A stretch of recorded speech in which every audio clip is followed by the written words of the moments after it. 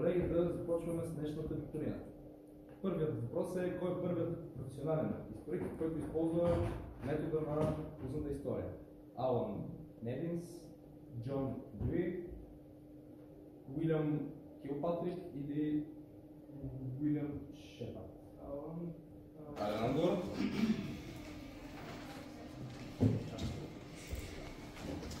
Вторият въпрос е: кое от изброените не е сред техниките на устната история?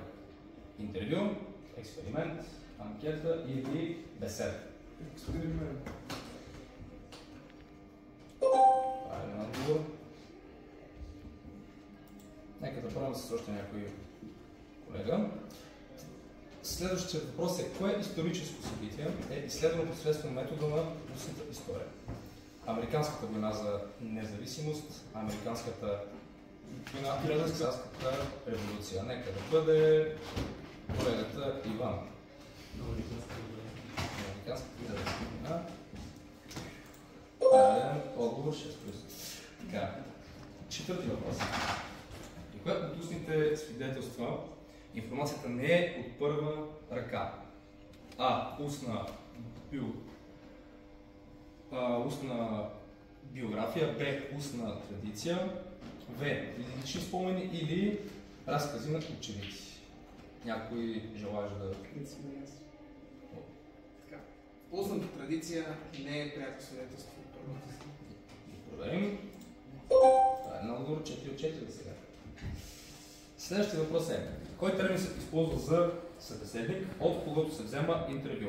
Кореспондент, рекурент, респондент или контрагент? Респондент, да се който се осъхна. Да. Правилно. Шести въпрос. Коя група въпроси се използват за връщане на интервюирания в темата, в случай че се отклони от нея? Основни, контролни, въвеждащи или спомагателни?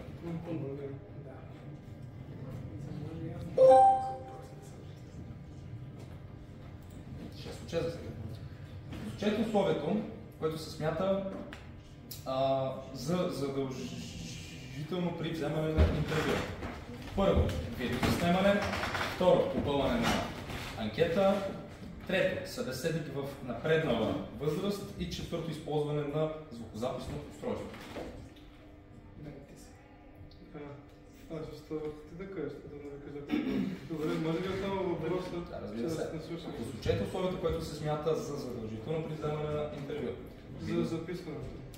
Само да ги изчета пак. Видеозаснемане, попълване на анкета, събеседник в напреднала възраст и използване на звукозаписно устройство. Да. Стане просто е? Да, добре. Правилен отговор. 8. Кой е основният източник на информация при метода на устната история? Писмени документи, археологически находки, официални хроники или